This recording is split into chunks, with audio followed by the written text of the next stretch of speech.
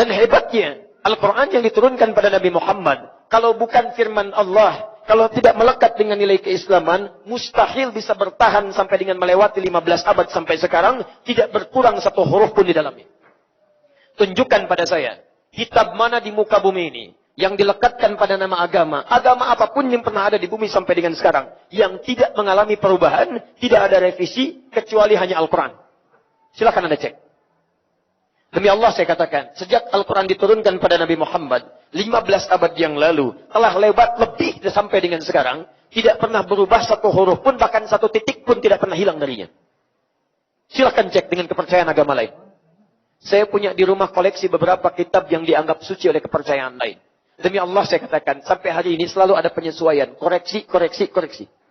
Versi tahun sekian, berubah dengan versi tahun sekian. Berubah lagi versi tahun sekian. Dan umumnya tidak pernah ada bahasa yang baku. Di Inggris, bahasanya bahasa Inggris. Di Arab, bahasanya bahasa Arab. Di Indonesia, bahasanya Indonesia. Ke Padang, bahasanya bahasa Padang. Ke Bali, bahasanya bahasa Bali. Mungkin juga ke Payakumbuh, bahasanya bahasa Payakumbuh. Ke Jawa, bahasanya bahasa Jawa. Lihat. Karena bukan firman Allah, maka akan menyesuaikan dengan kultur manusianya. Tapi Al-Quran, mau di Arab, mau di Amerika, mau di Eropa, dari Maroko sampai Merauke, isinya sama. Bacaannya sama. Sana alif lam mim, sini alif lam mim. Sana dzalikal kitab, sini dzalikal kitab. Di sana minal jinnati wan nas, di sini minal jinnati wan nas. Tidak berubah satupun hurufnya. Kalau bukan firman Allah, mustahil, Pak. Bukti apa lagi yang Anda butuhkan untuk meyakinkan hanya Islam, agama yang diridhoi Allah Subhanahu wa taala? Enggak kan, duduk aja tuh Hafsah atau Aisyah atau Abu Bakar aja yang katanya bisa menghafalkan, duduk aja di depan mereka salin dari A sampai Z. Ternyata enggak. Ya, tapi dikumpulkan nih ayat-ayat yang berserakan tadi dikumpulkan. Ayat tersebut yang katanya hilang ya di surah Al-Ahzab dikatakan di antara orang-orang mukmin itu ada orang-orang yang menepati apa yang telah mereka janjikan kepada Allah. Ini Quran surah 33 ayat 23. Ini ada di Sahih Al-Bukhari 4984 buku 66 hadis 6. Laporan dari Ali bin Abi Thalib sekarang. Wow, saya minum dulu nih Pak. Oke, ini ada laporan dari Ali bin Thalib. Ali bin Thalib dilaporkan Ali berkata kepada Utsman, demi Allah, dia tidak akan melakukan apapun sehubungan dengan manuskrip Masahif ya, kecuali berkonsultasi penuh dengan kami karena dia berkata, apa pendapatmu tentang qiraat atau bacaan ini? Telah dilaporkan pada saya bahwa ada yang mengatakan bacaan saya lebih unggul daripada bacaanmu. Ini adalah penyimpangan benar. Jadi sudah ada perbedaan-perbedaan qiraat ini, perbedaan-perbedaan bacaan ini, ya. Kemudian kami bertanya ya kepadanya, apa pandanganmu tentang hal ini? Dia menjawab, pandangan saya adalah bahwa kita harus mempersatukan umat di dalam satu teks, mushaf wahid, maka tidak akan ada lagi perpecahan atau perselisihan. Kami menjawab, ide yang sangat bagus. Padahal tadi Muhammad mengatakan apa?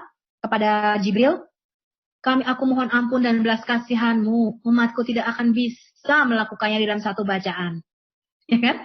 Tapi Betul. ini Khalifah Umar berkata, wow, ide yang sangat bagus nih kalau kita punya mushaf wahid. Ya. Kemudian seseorang dari pertemuan di sana bertanya nih, siapa yang paling murni? Ya, bahasa Arabnya di antara orang-orang dan bacaan yang terbaik. Mereka mengatakan yang paling murni di antara orang itu adalah Sa'id bin Alas dan pembaca terbaik di antara mereka adalah Sa'id bin Thabit. Dia Utsman berkata, biarlah yang menulis dan yang lain mendikte. Setelah itu mereka melakukan tugas mereka dan menyatukan orang-orang ini di dalam satu teks. Ini ada di tulisan Ibn Abi Dawud kitab Al-Mastahif halaman 22. Jadi Utsman saat menjabat khalifah itu meminjam suhuf dari Hafsah. Ini menurut sumber mereka ya. Kemudian menyalinnya, menjilidnya dalam satu buku Quran.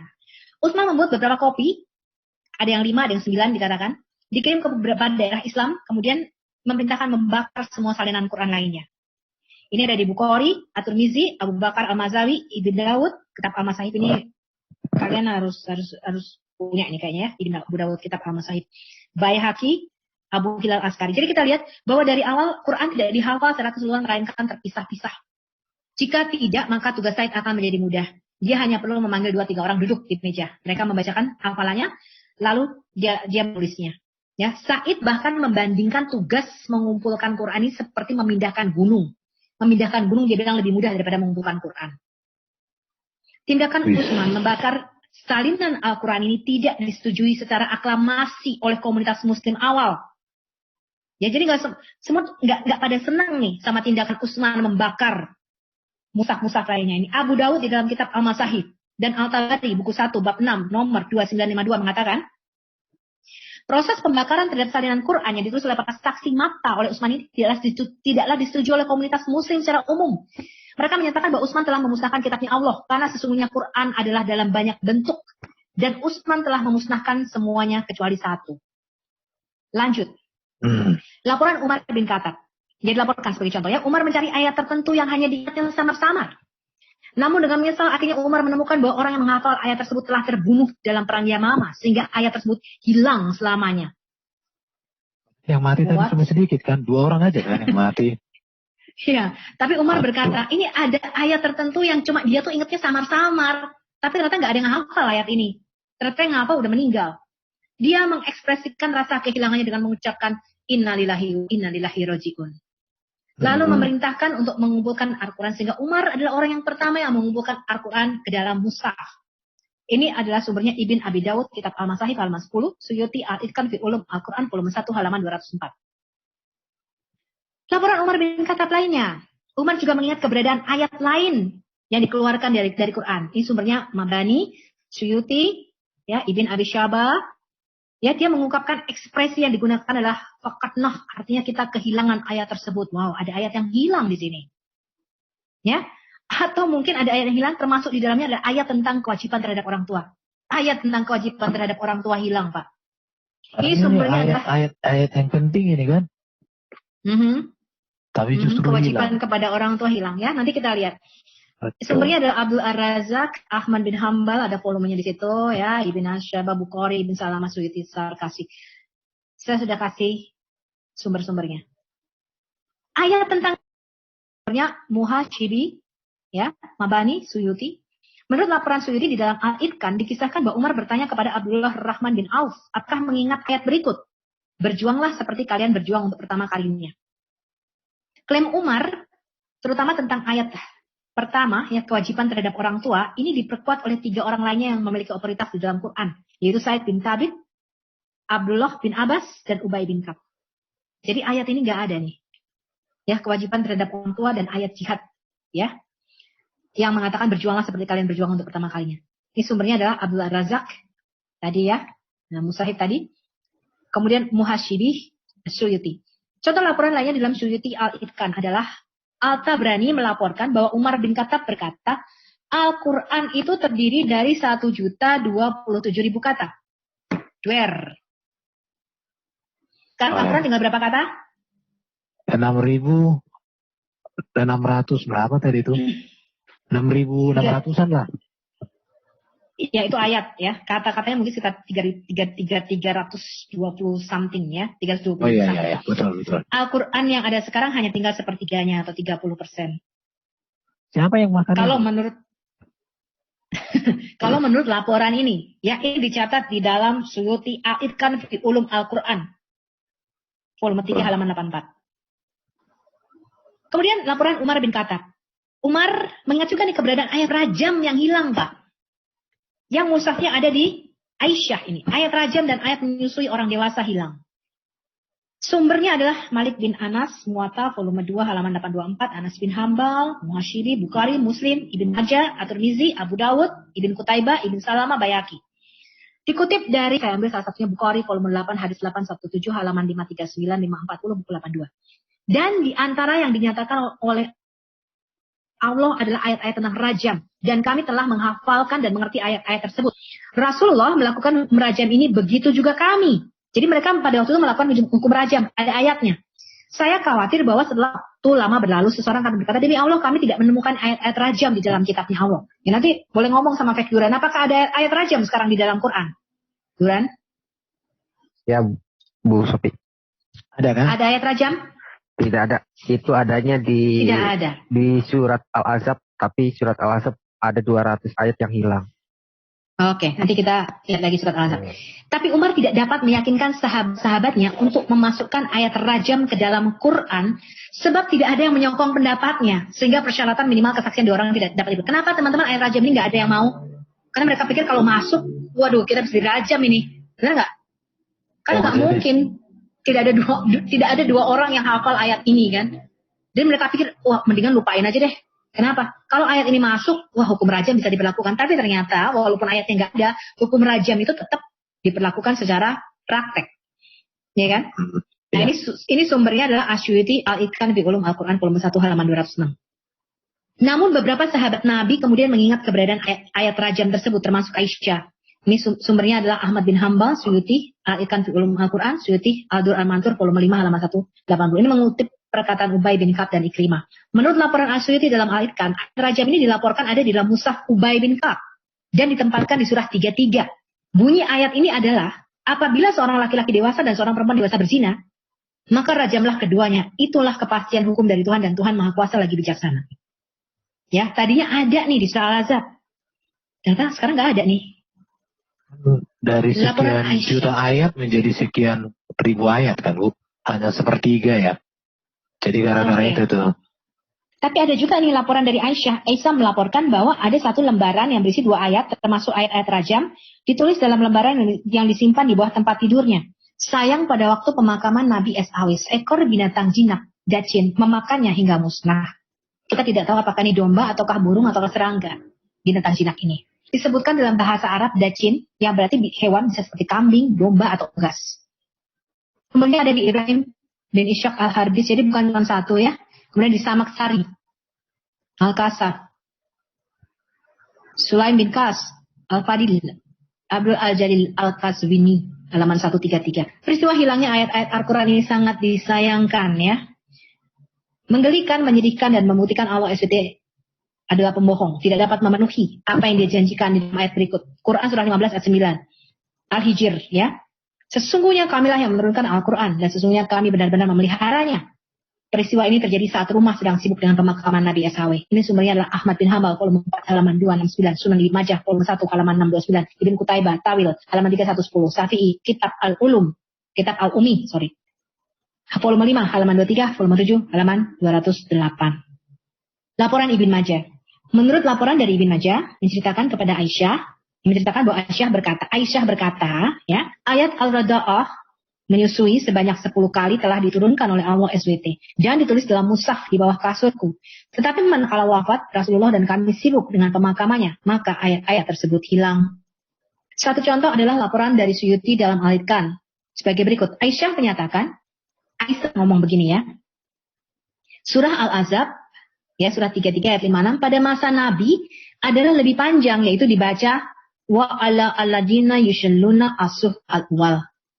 Selepas innalah hawa malaikatahu yusalluna ala al-nabi. Jadi Aisyah berkata, yaitu sebelum Utsman mengubah mushaf. Ya, dikatakan pada waktu malaikat berdoa untuk Nabi. Aisyah berkata, surat Al-Azab ini tadinya lebih panjang nih, dibacanya begini katanya. Aisyah berkata, yaitu sebelum Utsman mengubah mushaf. Aisyah dilaporkan menyatakan bahwa pada saat Nabi masih hidup, surah 33 atau Al-Azab adalah 3 kali lebih panjang daripada yang ada di dalam mushaf Utsman. Sumbernya Al-Ragib Al-Isfahani, ya, Suyuti Ad-Duri Mantur, Suyuti Al-Itqan fi Ulum Al-Quran volume 1 halaman 26. Kutipan dari Suyuti ini, Aisyah berkata, surah Al-Azab dibaca pada zaman Rasulullah sebanyak 200 ayat sepanjang surah Al-Baqarah. Tetapi pada masa Utsman menulis mushaf, surah tersebut tinggal 73 ayat saja. Jadi kita lihat berapa banyak yang hilang. 127. Oke, 127 ayat yang hilang. Laporan Anas bin Malik. Anas bin Malik mengingat ayat yang turun saat beberapa muslim terbunuh dalam perang, tapi kemudian hilang. Ya, ini sumbernya adalah Muhasibi, Faham Al-Quran Anma wa Manif, ya, halaman 39, Tabari, Jami Al-Bayan, volume 2, halaman 479. Ayat yang diingat Anas bin Malik adalah, sampaikanlah kepada kaum kami bahwa kami telah bertemu Tuhan kami, dan dia ridho kepada kami, serta kami pun ridho kepadanya. Ayat ini hilang. Laporan Abdullah bin Umar. Abdullah bin Umar menyatakan banyak bagian Quran yang telah hilang. Sumbernya adalah Suyuti Al-Itqan fi Ulum Al-Quran, volume 3, halaman 8182. Yang dikatakan oleh Abdullah bin Umar adalah, sungguh seorang di antara kamu akan berkata, saya telah mendapatkan Al-Quran yang lengkap. Tapi dia tidak mengetahui jumlah total keseluruhannya. Sesungguhnya banyak bagian Al-Quran yang telah hilang. Dan karena itu seharusnya dia berkata, saya telah mendapatkan yang masih ada sekarang. Jadi banyak dari bagian Al-Quran yang telah diturunkan diketahui oleh mereka yang meninggal pada hari Yamamah. Tapi mereka tidak diketahui oleh mereka yang selamat. Ya, juga tidak ditulis. Juga tidak Abu Bakar, Umar, dan Utsman pada saat itu mengumpulkan Al-Quran. Jadi ada ayat-ayat yang diketahui katanya, yang diklaim hanya diketahui orang-orang yang pada waktu itu meninggal. Ya, jadi tidak semua itu hafal khatam Quran. Berarti gini kan, Bu. Dari sisakan itu menjadi sepertiga, itu tidak bisa alasan itu karena ada mati di perang Yamamah tadi. Karena yang mati hanya 2 orang. Gak mungkin yang 2 orang itu menguasai 2/3 lagi kan. Tapi ya udahlah, urusan mereka lah itu. Ya, ini klaim-klaim. Tidak logik. Ya, ini sejarah yang ditulis dari sumber-sumber Islam sendiri ya. Iya. Juga tidak ditemukan bahkan dengan 1 orang setelah mereka. Ini sumbernya adalah Ibn Abi Dawud, kitab Al-Masai halaman 23. Sekarang kita lanjutkan. Laporan Ubay bin Ka'ab. Ini salah satu penghafal Quran ya. Ubay bin Ka'ab sebagai contoh menuliskan surah 98 ini berbeda. Di mana Ubay mengklaim versi dia adalah yang dia dengar langsung dari Nabi SAW.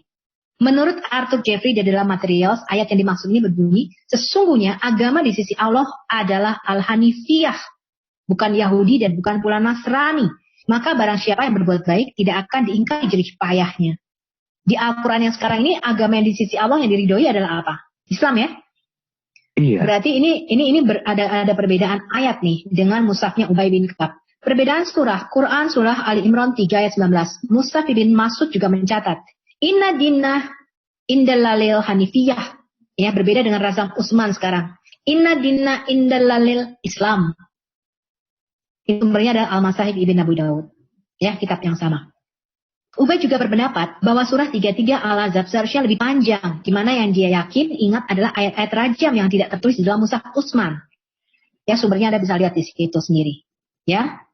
Laporan Said bin Thabit, klaim Ubay tadi diperkuat juga oleh Said bin Thabit. Ya, ini sumbernya Sarkasi, Mabani, Anda bisa lihat. Suyuti di dalam Al-Itqan tadi melaporkan Said bin Thabit mengerti ayat ini. Menyatakan ada beberapa ayat harusnya berada di surah ke-25, surah Al-Nur. Kemudian ada beberapa ayat yang harusnya berada di surah Al-Azab.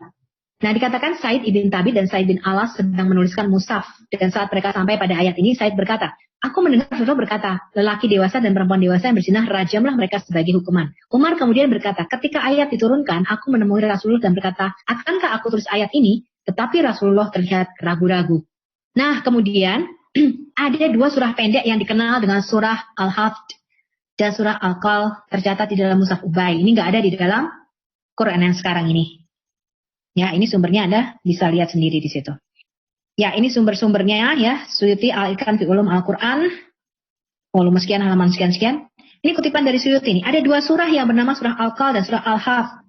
Telah ditulis dalam mushaf Ubay bin Ka'ab. Jadi mushafnya Ubay bin Ka'ab ini ada 2 surah tambahan. Jumlahnya 116 surah. Kalau yang sekarang kan 114 ya. Dan mushaf Ibn Abbas. Sesungguhnya Ali mengajar kedua surah tersebut kepada Abdullah Al-Ghafiqi, Umar bin Khattab, dan Abu Musa Al-Asy'ari juga membacanya. Sekarang kita lihat laporan Hudzaifah. Kesaksian juga diperoleh oleh Hudzaifah bin Al-Yaman yang menemukan sekitar 70 ayat yang tidak tercantum di dalam mushaf Utsman. Saya minum dulu deh, Pak. Ada Pak Duran mau tanggapi sebentar sambil Ibu Sofi minum. Ada mau disampaikan? Sudah lengkap, cuman paling agak nambahin sedikit kali ya. Itu tentang Ubay bin Ka'ab ya. Ubay bin Ka'ab siapa sih? Kita harus cari tahu juga kan. Sebentar. Ubay bin Ka'ab kan tadi salah satu dari 4 yang dikatakan kalau kamu belajar Quran, kamu belajar dari salah satunya Ubay bin Ka'ab, ya kan? Orang terpercaya lah tadi. Iya. Iya, orang-orang yang Tapi kan kita harus kasih lihat nih. Tolong di itu dong, remove dulu, Bu Sofi. Jadi biar pada tahu juga semua. Benar gak sih yang diomongin Bu Sofi itu? Gitu loh. Jadi jangan sampai dibilangnya Bu Sofi itu fitnah segala macam. Nah, di sini kan ada nih. Sahih Bukhari, hadis nomor 4615 ya. Bisa tolong dibacain nggak? Aku yang bacakan. Telah menceritakan kepada kami Hafs bin Umar.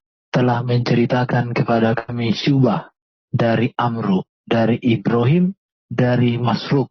Bahwasanya Abdullah bin Amru menyebut Abdullah bin Mas'ud seraya berkata, aku senantiasa mencintainya. Aku mendengar Nabi Sallallahu Alaihi Wasallam bersabda, ambillah Al-Quran itu dari 4 orang, yaitu dari Abdullah bin Mas'ud, Salim Muaz bin Jabal, dan Ubay bin Ka'ab. Nah, kalau kita lihat di hadis nih, Itu banyak tentang referensi untuk belajar Al-Quran. Tetapi hanya 4 orang ini, fokus di 4 orang ini. Ya kan? Ubay bin Ka'ab, dan urutan paling pertama itu selalu Abdullah ibnu Mas'ud. Urutan pertama tuh, yang disebut sama Muhammad, pasti dia, Abdullah bin Mas'ud.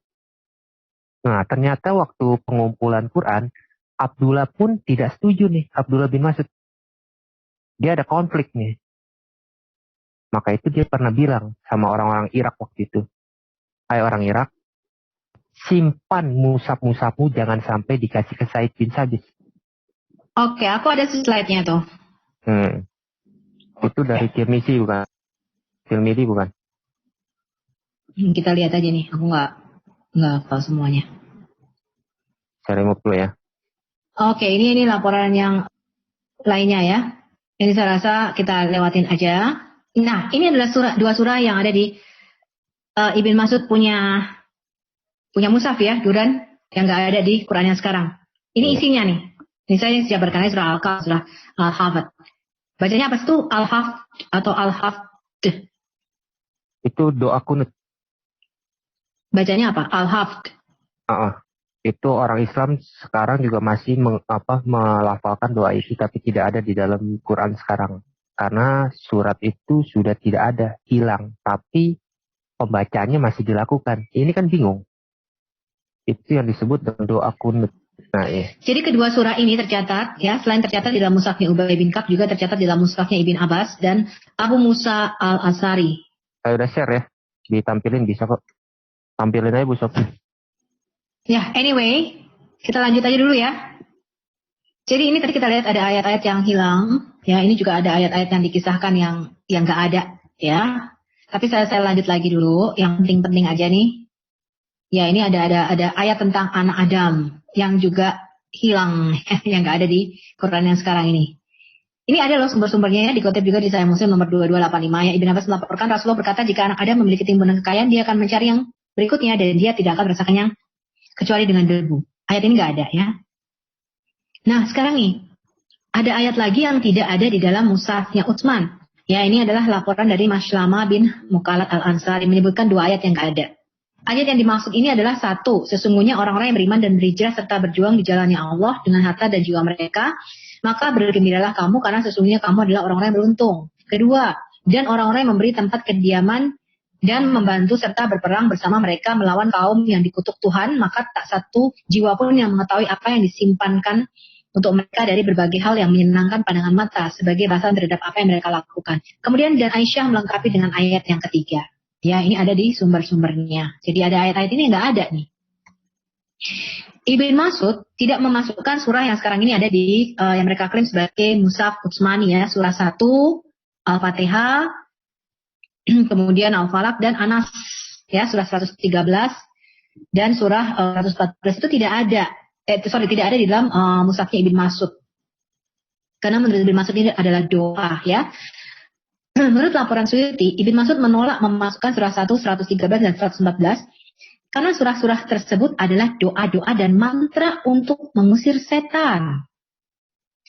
Hal ini diperkuat dengan laporan dari Al-Razi, Al-Tabari, dan Ibn Hajar. Namun ada beberapa kata dan kalimat dalam Mushaf Mas'ud yang tidak terdapat dalam Mushaf Utsman. Ini ada di Arthur Jeffrey, Materials for the History of the Text of the Quran, the Old Codices, halaman 20-113. Laporan Ibn Mas'ud, tadi yang Duran sebutkan. Ibn Mas'ud dan beberapa sahabat Nabi lainnya juga mencatat beberapa ayat berbeda dari Mushaf Utsman. Tidak mengherankan jika dilaporkan bahwa Ibn Mas'ud itu menolak Quran hasil tulisan Zaid bin Thabit tadi, ya, yang diedit oleh Zaid bin Thabit tadi. Sebagaimana terekam dalam laporan berikut ini dikutip dari Ibn Sa'ad, Kitab Al-Tabaqat Al-Kabir volume 2 halaman 44.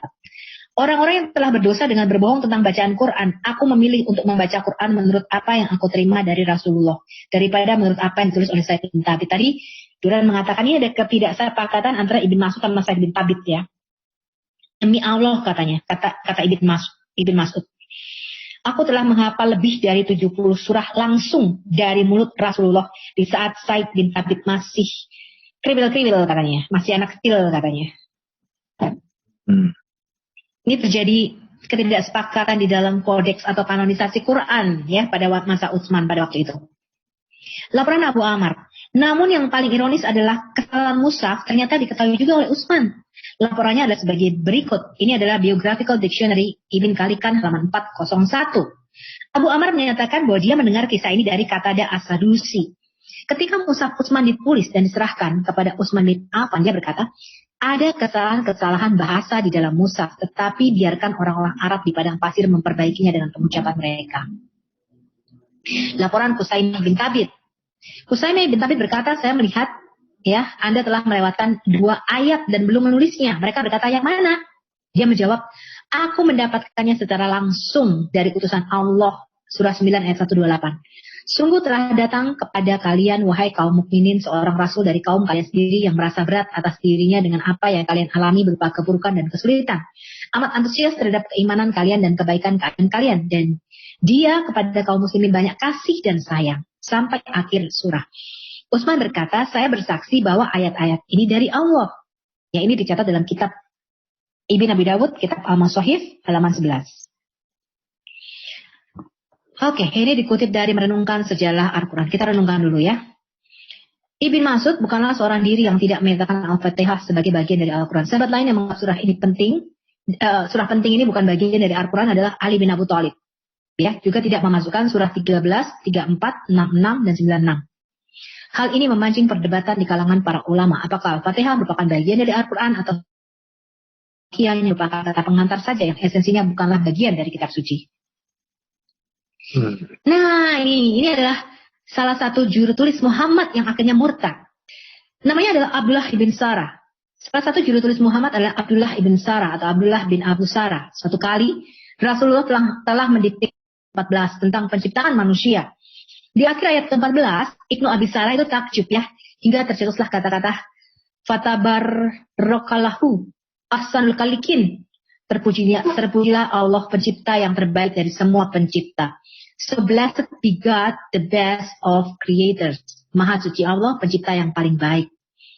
Rasulullah lantas berkata, tulislah itu, memang begitulah yang diturunkan kepada aku. Abdullah ibn Sarah kemudian berkata, loh, tapi itu perkataanku. Muhammad menjawab, tapi hal itu juga diwahyukan kepada aku. Begitu juga diturunkan. Ya. Maka Abdullah ibn Sarah berkata, kalau Muhammad adalah nabi yang diturunkan wahyu, maka aku juga nabi yang diturunkan wahyu. Abdullah bin Abu Sarah berkata, sesungguhnya aku telah memalingkan Muhammad sesukaku. Dia mendiktekan kepadaku Azizun Hakim. Maka aku mengatakan, atau Alimun Hakim. Ya, tadi yang Muhammad mengatakan, enggak apa-apa. Ya, apakah Azizun Hakim, Alimun Hakim.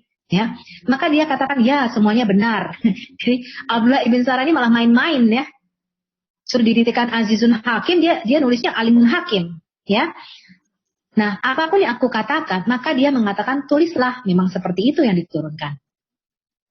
Ibn Sarah murtad, maka Rasulullah SAW memerintahkan untuk membunuhnya pada hari Fathul Mekah. Fathul Mekah itu salah satu tahun sebelum Nabi Muhammad mati, itu penaklukan Mekah. Jadi Fathul Mekah ini adalah ketika Muhammad membersihkan Ka'bah dari 360 berhala dan dia meninggalkan hanya batu Hajar Aswad di situ dan batu sudut Yamani di situ. Namun Utsman meminta pembebasan baginya. Jadi Utsman ini melindungi si Ibn Sarah ini, ya, ini karena masih satu susu. Ya, masih saudara satu susu, persusuan. Lalu Nabi katanya mengampuninya demi Utsman katanya. Hal ini dicatat di dalam hadis riwayat Abu Daud nomor 4360. Syekh Al-Albani menyatakan hadis inilah hasan. Diceritakan dia minta ampun dan kembali memeluk Islam. Katanya ya. Kemudian menurut At-Tabari surah Al-An'am ayat 93 ini turun berkaitan dengan Ibnu Abi Sarah dan Musailamah bin Al-Habib. Ya, ini ada di dalam Jami'ul Bayan Fitawili Al-Quran 11:5-6. Jadi ayat-ayat tertentu itu diturunkan berkaitan dengan situasi tertentu. Nah kalau begitu apakah mungkin Quran ini kekal? Berarti Allah memang tahu ya, nanti Abdullah ibn Sarah ini bakal murtad nih. Maka diturunkan ayat di surah Al-An'am ayat 93 ini ya. We never know ya. Tapi dikatakan juru tulis Muhammad ini katanya ada 42 orang. Ya, Abdullah ibn Sarah al-Amiri adalah salah satunya dan dia adalah Quraisy pertama di antara mereka yang menulis di Mekah sebelum dia akhirnya murtad dari Islam. Ya. Oke. Anda bisa baca sendiri kisah Abdullah ibn Sarah ini, kemudian Nah, ada orang lain lagi nih yang murtad nih. Al-Bukhari, dalam Sahih Al-Bukhari di bab alamat Nubuyah fi al-Islam meriwayatkan sebuah hadis riwayat Anas bin Malik. Ada seorang mualaf awalnya beragama Nasrani. Jadi dari Nasrani, dari Kristen, mualaf masuk Islam. Berasal dari kalangan Bani Najjar. Masih sesuku dan kerabat dari Anas bin Malik. Kemudian pasca keislamannya dia mendapat amanah untuk menulis wahyu. Jadi juru tulisnya Muhammad, ya, sebagaimana Ibnu Abi Sarah, ya. Di mata sahabat orang ini begitu dikagumi karena telah menghafalkan surah Al-Baqarah dan Al-Imran. Waktu itu siapa saja yang bisa menghafal kedua surah tersebut sangat dihormati dan dikagumi. Surahnya panjang banget, ya kan? Kemudian dia murtad dan kembali ke agama Nasrani. Kemudian dia cerita nih alasannya kenapa dia murtad. Muhammad tidak mengerti apa-apa melainkan apa yang aku tulis. Jadi sebagian Quran ditulis oleh orang Nasrani ini, ya, dan Muhammad nggak ngerti apa yang dia tulis itu benar apa salah. Dia nggak bisa mengkoreksi karena dikatakan Muhammad dia nggak bisa baca tulis, ya nggak? Ya dia nggak tahu dong kalau yang ditulis itu salah apa benar, yang nggak tahu, nggak bisa koreksi itu tadi, ya. Nah dari ayat 796 sampai 798. Al-Hafidz Al-Iraqi mengatakan mereka menyebutkan 3 orang yang menulis untuk Nabi dan murtad. Jadi ada 3 orang yang murtad ketika menjadi juru tulis Muhammad. Salah satunya tadi Ibn Abi Sarah, Ibn Katal, dan seorang lagi yang namanya tidak diketahui yang tadi dari Nasrani. Ya, tak seorang pun dari mereka kembali ke agama Islam kecuali Ibn Abi Sarah. Ya, itu referensinya. Oke, di dalam buku Fihris karya Al-Nadim halaman 79 dituliskan daftar buku-buku kuno yang membahas perbedaan antar manuskrip Quran. Jadi pada waktu itu para cendekiawan itu terbuka, ya. Mereka tidak mencoba menutupi seperti cendekiawan Muslim tadi yang kita lihat modern tadi, ya. Mereka oke aja gitu loh, bahwa ada beberapa manuskrip Al-Quran yang berbeda. Mereka tidak masalah dengan hal ini, ya.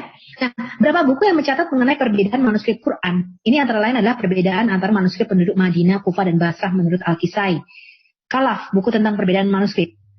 Perbedaan antara penduduk Kufah, Basrah, dan Syria tentang manuskrip karya Al-Farah. Perbedaan antara manuskrip karya Al-Sijistani. Al-Mada ini tentang perbedaan antara manuskrip dan pengumpulan Al-Quran. Perbedaan manuskrip antara penduduk Syria, Hijaz, dan Irak karya Ibn Amir Al-Yashubi. Buku karya Muhammad Ibn Abdul Ar-Rahman Al-Ishabani tentang perbedaan manuskrip. Jadi ada banyak yang menulis ini loh, ada perbedaan bacaan qiraat ini. Ya, dari daftar yang dibuat oleh Ibn Al-Nadim sekitar tahun 988 masih, ternyata sudah ada setidaknya 7 buku karya ulama kuno yang membahas tentang perbedaan antara manuskrip Quran kuno. Perbedaan ini ternyata terjadi setidak-tidaknya antara 4 kopian yang dikirim oleh Utsman ke Medina, Kufah, Basra, dan Syria dalam kurung Damaskus. Bu, yang dikirim 4 kopian ini zaman Utsman ini bentuknya apa itu? Apakah sudah buku atau masih di tulang atau di kulit pelepah kurma itu? Harusnya sudah mushaf ya Pak ya? Karena kan kalau sampai 4 kopian. Betul. Nah, itu ya, jadi mushaf lembaran harusnya lembaran. Tapi kita tidak menemukan Pak mushaf Utsman ini. Iya ya. Jadi yang diklaim dikirimkan Utsman ke 5 atau ada yang mengatakan ada 5 provinsi, ada yang mengatakan 9 provinsi, itu tidak ditemukan mushaf Utsmani ini. Padahal tadi kan yang mushaf lain kan sudah dihilangkan lah kan, dibakar. Betul. Baru ada 1 mushaf, tapi mushaf yang di kopi ini pun rupanya jadi banyak juga modelnya. Betul. Jadi salinan dari salinan pun salah, apalagi salinan dari hafalan. Wah udahlah, udah panjang lebar itu. Oke lanjut Bu. Ya, jadi Kodeks Utsmani ini ya, mereka melakukan apa yang diperintahkan oleh Utsman, dan dia membuat banyak salinan. Ya, Utsman mengembalikan manuskrip aslinya ke Hafsah. Utsman mengirim ke setiap provinsi 1 kopian dari apa yang sudah ditulis mereka, yang tadi dikumpulkan oleh Said bin Tabiq, dan memerintahkan Quran yang ditulis lainnya, baik apa yang ditulis sebagian atau utuh, untuk dibakar. Ini ada di Sahih Al-Bukhari 4987 buku 6. Jadi ini usaha Utsman untuk menyatukan qiraat tadi yang berbeda-beda. Quran Utsman ini, atau Utsmani Quran ini dibuat di dalam dialek Quraisy dan dikirim ke 5 provinsi, Medina, Mekah, Basra, Kufah, dan 1 lagi ke Syria atau Damaskus. Di manakah sekarang manuskrip ini? Ada 9 provinsi di zaman Utsman yang mereka kuasai: Basra, Baghdad, Damaskus, Yerusalem, Kairo, Alexandria, Aden, Herat, Nishapur. Nah, apa otoritas Utsman bin Affan menyatukan qiraat atau bacaan Quran yang diturunkan Jibril dalam 7 bacaan? Ada setidaknya 4 mushaf lain yang beredar pada waktu. Ya, ada yang mushafnya Ibn Mas'ud, ada mushafnya Ubay bin Ka'ab, Ali bin Abu Thalib, dan Ibn Abbas. Naskah Arab yang digunakan pada abad ke-7 yaitu selama masa hidup Nabi Muhammad ini terdiri dari simbol-simbol dasar, ya, yang hanya mengungkapkan konsonan aja, ya, dan banyak ambiguitas. Jadi tidak ada taskilnya, ya, tidak ada taskilnya. Taskil itu baru ditemukan ratusan tahun kemudian, ya, pada zaman Khalifah Malik bin Marwan pada waktu itu, ya. Oke. Ini ada di dalam Ulum Al-Quran An Introduction to the Sciences of Quran halaman 57, ya. Jadi apa yang dibakar nih yang kemarin kita tanyakan kepada Bapak Ramalebi, kalau itu adalah huruf konsonan, huruf mati semua, jadi itu perbedaannya adalah dialek atau bunyi, kan nggak mungkin. Pasti itu adalah perbedaan razamnya, perbedaan huruf matinya di situ. Ya, sehingga membuat perbedaan makna, ada yang ada tambahannya, ada yang hilang. Ini yang menjadi perdebatan, ya, di antara pembacaan yang berbeda ini. Tidak mungkin ini perbedaannya dialek atau bunyi. Iya. Nah, ketika semakin banyak muslim non-Arab dan juga banyak orang Arab yang bodoh mempelajari Al-Quran, pengucapan salah dan bacaan salah mulai meningkat. Diceritakan bahwa pada masa dua hari seorang di Basra membaca ayat berikut dari Al-Quran dengan cara yang salah dan mengubah artinya sepenuhnya. Jadi membacanya salah saja karena pada waktu itu hurufnya huruf mati semua.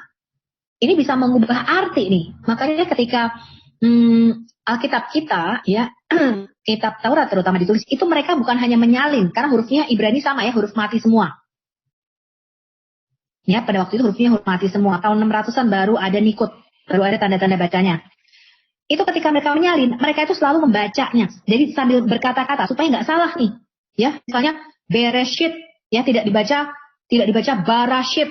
Ya, karena ini membuat arti yang berbeda. Ya, Bereshit, Barashit berbeda. Ya, bara, boru beda lagi nih. Ya, ini membuat dan orang Ibrani itu ternyata itu gigi hafal, mereka membaca. Jadi sambil nulis itu sambil baca mereka. Ya. Oke, nah ini saya langsung baca yang terakhir nih. Sarjana Islam mencatat setidaknya ada 50 bacaan yang berbeda. Telah dikembangkan untuk Al-Quran versi Utsman. Nah, jadi tadi udah disatukan sama Utsman, ternyata ada lagi 50 versi lainnya. Karena kiraat yang berbeda ini menunjukkan terdapat berbagai pendapat, ya, tentang bagaimana teks Utsman ini dapat dibaca. Ada beberapa kebingungan tentang hal ini. Jadi kalau misalnya sekarang orang-orang yang bisa baca huruf Arab misalnya, ya, ketika mereka membaca tulisan Arab kuno, itu mereka hampir tidak bisa baca loh, karena tidak ada harokatnya atau tidak ada huruf tanda-tanda bacanya. Ya, jadi ini enggak mudah nih, ya. Oke, ada 10 kiraat yang dipilih. Ini pada zaman itu adalah Ibn Mujahid yang memilihnya. Dia memilih 7, ya. Kemudian ditambahkan lagi 3 oleh Al-Jazari, ditambahkan 3 bacaan kiraat lainnya. Ya, membaca kiraat non kanonik itu dilarang dan dapat dihukum sekarang. Ya, 2 pembaca Al-Quran terkenal itu diadili karena membaca varian yang tidak dapat diterima. Jadi kalau ada yang membacanya lain, ya, Ibn Miksam misalnya, Ibn Sanabut katanya, ya, ini keduanya dipaksa untuk bacanya harus sama nih, padahal kan lidahnya orang beda-beda, ya. Oke. Nah, ini ada di dalam Christopher Merchant, Ibn Mujahid and the Establishment of the 7 Quranic Readings, halaman 5. Hasilnya sekarang ada 10 sistem kiraat atau bacaan vokalisasi kanonik untuk Al-Quran Utsman. Jadi udah disatukan pun ternyata masih ada 10 pembacaan lainnya yang berbeda-beda. Ya, inilah mengapa ada beberapa versi Al-Quran saat ini. Nah, ini contohnya, ya. Ini ada readers atau pembacanya, ya. Ada 7 ini dipilih oleh Ibn Mujahid tahun 939. Ini saya ambil dari J. Smith punya slide, ya. Kemudian ditambahkan 3 lagi oleh Al-Jazari. Tapi yang dipakai oleh muslim sekarang itu adalah yang diriwayatkan atau dihafalkan, recitation oleh Hafs, ya, tahun 796. Nah, Anda bisa lihat di situ, ya. Nah, ini jadi kalau kita lihat ini Muhammad kira-kira meninggal tahun 632, Utsman kira-kira menyusunnya tahun 652. Ya, tetapi yang dipakai ini adalah hafalan Hafs tahun 796. Jadi jaraknya berapa tahun tuh? 200 tahun lebih. Iya, 200. Kira-kira bahasa Indonesia 100 tahun yang lalu sama sekarang sama nggak, ya? Beda sekali, Bu. Beda sekali. Ya, apalagi waktu hurufnya huruf mati semua, ya. Oke, sekarang kita lihat ini ya. Utsman katanya mengkompil Al-Quran tahun 652. Kemudian Ibn Hisham itu menulis biografi pertama tahun 833. Ya. Al-Bukhari menulis hadis pertama tahun 870. Jadi biografi Muhammad itu ditulis 290 tahun kemudian. Jadi semua saksi mata yang pernah bertemu sahabat dan semua sudah meninggal semua ya. Nggak ada lagi nih saksi-saksi sejaman dengan Muhammad. Jadi kalau kita melihat misalnya Injil Matius, Markus, Lukas, Yohanes itu ditulis oleh saksi-saksi mata. Jadi mereka duduk, makanya Rasulullah mengatakan, apa yang kami tulis itu kami lihat dengan mata kami raba dengan tangan kami. Itu yang kami tuliskan kepada kamu. Nah kalau di sini nggak bisa. Ini diriwayatkan dari ini diceritakan dari ayahnya diceritakan dari kakeknya diceritakan dari Muhammad. Ya. Kenapa? Kan udah mati semua. Mereka perlu rantai periwayat ini. Kenapa? Karena jaraknya udah hampir 300 tahun. Ya, misalnya perkataan Yesus, bagaimana kita tahu? Ya Matius ada di situ, Matius muridnya Yesus, Rasul Yohanes muridnya Yesus. Enggak perlu ini diriwayatkan dari ini diriwayatkan dari ini diriwayatkan dari ini diriwayatkan dari Rasul Yohanes diriwayatkan dari Yesus, enggak perlu gitu. Karena yang nulis langsung saksi mata. Tafsir dan Tarik At-Tabari yang pertama kali menulis tahun 923 lebih panjang lagi, jauh lagi nih jaraknya. Hampir 300 tahun lebih. This is the reality. Nah, banyak ayat yang hilang, lupa dan dibatalkan. Tadi kita melihat dari Ibn Abi Dawud kitab Al-Masahi halaman 23. Banyak ayat dari Quran yang diturunkan yang hanya diketahui oleh mereka yang meninggal di dalam perang Yamamah, tapi tidak diketahui oleh mereka yang selamat dan belum juga ditulis pada waktu itu. Bahkan pada saat Abu Bakar, Umar, Utsman mengumpulkan Quran, mereka tidak ditemukan. Ya, banyak yang hilang. Ini dicatat di dalam kitab Ibn Abu Dawud, kitab Al-Masih halaman 23. Dilaporkan dari Ismail bin Abraham, dari Ayub An-Nafi, dari Ibn Umar mengatakan, jangan ada di antara kamu yang mengatakan, aku sudah memperoleh seluruh Quran, katanya. Karena bagaimana dia tahu seluruh Quran itu semuanya, banyak dari Al-Quran telah hilang. Jadi biarkan dia berkata, aku telah mendapatkan apa yang masih bisa diselamatkan. Ini dicatat di Asyuti Al-Itqan fi Ulum Al-Quran bagian 3 halaman 72 halaman 524. Abu Harb bin Abu Al-Aswad melaporkan atas otoritas ayahnya yang dikirim Abu Musa Al-Azhari untuk penghafal Quran di Basra. Mereka mendatanginya, ada jumlahnya 300, ada 300 nih ya penghafal Quran. Mereka membaca Al-Quran dan dia berkata, kalian adalah yang terbaik di antara penduduk Basra karena kalian adalah pelafal di antara mereka. Jadi teruslah melafalkannya. Namun perlu diingat bahwa pelafalanmu untuk waktu yang lama ya semoga tidak mengeraskan hatimu seperti orang-orang sebelum kalian. Kami biasa membaca sebuah surah yang panjang ya dan kerasnya mirip dengan surah Bara'at ya. Namun saya telah lupa dengan pengenalan ini yang saya ingat darinya. Jika ada 2 lembah yang penuh dengan kekayaan bagi anak Adam, dia akan merindukan lembah ketiga dan tidak ada yang akan mengisi perut anak Adam tapi debu. Dan kami biasa melafalkan surah yang mirip dengan salah satu surah Musabihat. Dan saya telah lupa. Tapi ingatlah sebanyak ini wahai orang-orang yang beriman, mengapa kamu mengatakan apa yang tidak kamu amalkan? Dan yang catat di leher kamu sebagai saksi melawanmu dan kamu akan ditanya tentang hal itu pada hari kiamat atau hari kebangkitan. Ya, jadi ada ayat-ayat yang lupa. Diceritakan oleh Anas bin Malik ini, dikatakan ini, kami biasa membaca ayat Al-Quran yang diturunkan sehubungan dengan mereka, tapi kemudian ayat itu dibatalkan. Jadi ada ayat yang dibatalkan. Ya, kemudian kesaksian Umar bin Khattab. Ya, dia mengatakan sesungguhnya Allah telah mengutus Muhammad dengan kebenaran menurunkan kitab kepadanya. Ada ayat rajam yang diturunkan oleh Allah. Kami membacakannya, menghafalnya dan memahaminya. Rasulullah merajam sampai dia mati. Siapa yang berzina saat menikah. Dan kami merajam setelah kematiannya. Tapi saya khawatir setelah sekian lama berlalu, seorang mungkin berkata kami tidak menemukan ayat-ayat rajam dalam kitab Allah. Dan dengan demikian mereka dapat tersesat dengan meninggalkan wajiban yang telah diturunkan oleh Allah. Jadi ada ayat-ayat rajam ini yang hilang. Ini dicatat juga di dalam Sahih Al-Bukhari volume 8 hadis 817 halaman 532. Kusaimah ibn Thabit ya, tadi dia menyatakan ada ayat-ayat yang tidak ada ya, yang dia mengatakan aku mendapat langsung dari Allah nih. Utsman berkata ada saksinya enggak? Ya, kalau ada saksinya lalu dimasukkan ya. Abu Yunus ini budak yang dibebaskan, Aisyah melaporkan. Aisyah ini mungkin yang dibaca sama Duran kemarin ya. Aisyah memerintahkan saya untuk menuliskan Al-Quran dan menanyakan kepada saya untuk memberitahunya jika saya sampai pada pada ayat berikut ini. Hal du'ala salati wa salatil wusta. Ini salat wusta yang kemarin ya. Wahkumu lillahi ka'anitin katanya ya. Quran surah Al-Baqarah 238. Ketika saya sampai di ayat itu, saya memberitahunya dan dia menentangkan, tulislah seperti ini ya, salat wusta dan ada salat asar di situ. Yang sekarang berbeda, itu yang kemarin dibacakan oleh Duran. Ya, jadi dia menambahkan bahwa Aisyah berkata, aku mendengarnya dari Nabi berkata demikian. Ini dicatat di dalam hadis juga. Kemudian secara keseluruhan ini Gubernur Al-Hajj bin Yusuf ini membuat 11 modifikasi di dalam pembacaan Quran versi Utsman. Ya, mana saja nanti kita lihat. Ya, tadi ayat rajam dan menyusui. Ya, kemudian ada surat Al-Ahzab, tadi saya nggak usah ulang. Ya, ini tadi udah kita baca ya. Nah, ini. Tadi dikatakan ada yang mendengarnya dari Abdullah ibn Mas'ud membaca surat Al-Lail. Ya, tadi ya, ini kemarin si Duran juga baca ini nih. Al-Qamah membacakan oleh pria dan wanita. Ini Al-Quran surah 92 ayat 3. Tapi Abu Darda berkata, aku bersaksi bahwa aku mendengar Nabi melafalkannya juga. Tapi orang-orang ini ingin aku membacanya dan oleh dia yang menciptakan pria dan wanita. Tapi demi Allah aku tidak akan mengikuti mereka. Ya, ini bicara di dasar. Jadi hadis ini menunjukkan dua kelompok muslim yang memperdebatkan sebuah ayat di dalam Quran. Katanya aku dengarnya begini. Kok yang lain ngomongnya dengarnya begini nih, bacaan surat Al-Lail ini. Ya. Nah, satu kelompok telah belajar Al-Quran dari Abdullah ibn Mas'ud, kelompok lainnya belajar dari sahabat Muhammad lainnya.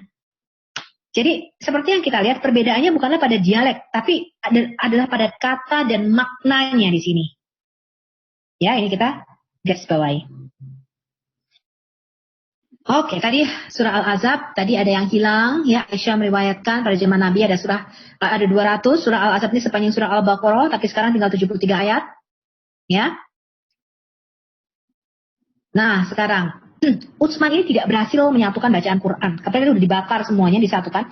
Pada awal abad ke-8, ini era yang penting nih. Gubernur Al-Hajjaj bin Yusuf, zaman Khalifah Abdul Malik bin Marwan yang membangun the Dome of the Rock, ya, dia sama sekali tidak menyukai bacaan Abdullah ibn Mas'ud. Al-Hajjaj bersumpah dia akan menghapus bacaan Ibn Mas'ud dari mushaf sekalipun itu dilakukan dengan tulang rusuk babi, saking bencinya dia, ya. Dan ini ditulis, ya, laporannya.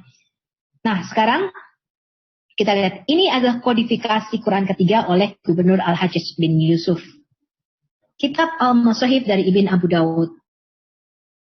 Ayat-ayat mana saja yang sudah dirubah oleh Al-Hajjaj? Dicatat di dalam kitab Al-Musahif Ibn Dawud ada 11 ayat yang dirubah.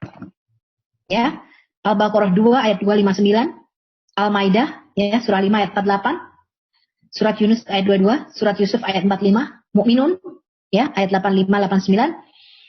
Ya, kemudian dalam cerita Nabi Nuh, ya, itu dirubah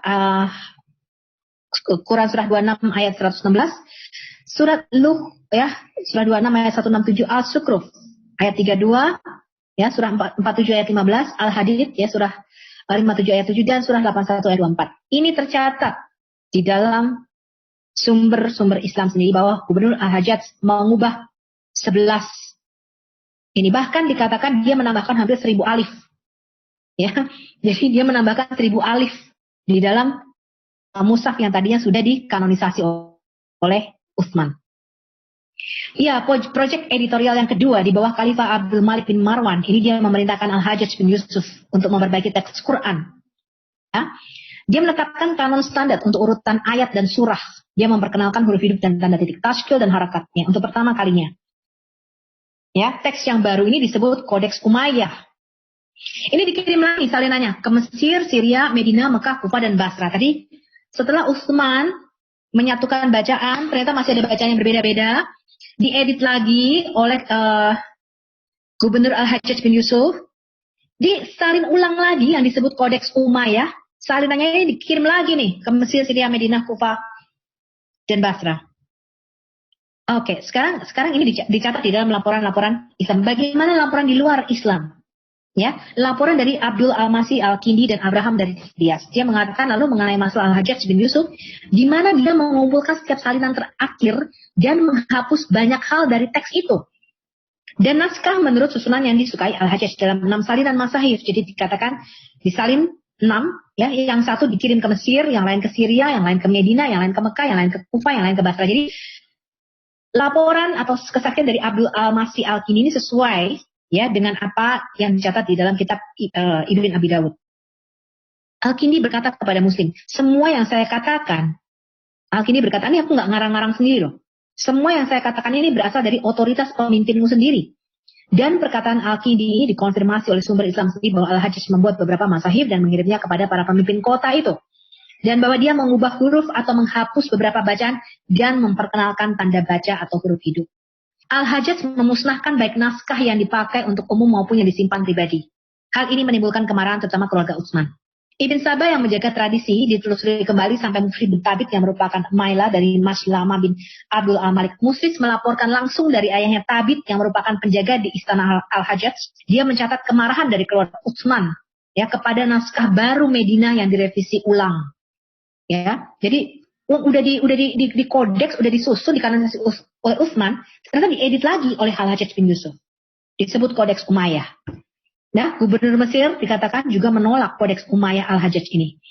Ketika Ibn Wahab bertanya kepada Malik bin Anas tentang Utsmani Kodeks, dia menjawab sudah hilang. Kodeks Utsman ini hilang katanya. Nah, sekarang mana nih Kodeks Umayyah ini? Quran versi siapa yang dipelihara? Jadi, oleh Gubernur Al-Hajjaj, salinan lainnya itu dibakar juga nih. Jadi Utsman membakar salinan lainnya, sekarang Al-Hajjaj juga membakar juga nih versi lainnya selain versinya Al-Hajjaj. Siapa yang memberi otoritas bagi Utsman dan Al-Hajjaj untuk meredaksi Quran?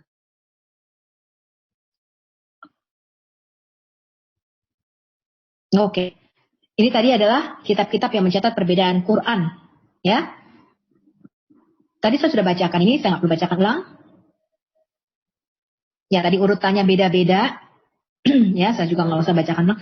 Nah, sekarang ini yang paling penting, ini yang terakhir nih. Habis ini kita selesai. Ya.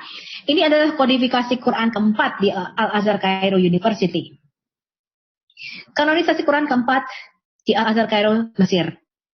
Ini adalah tulisan dari Profesor Universitas Notre Dame, Gabriel Said Reynolds. Bukunya disebut Quran in its Historical Context. Ada PDF-nya ya.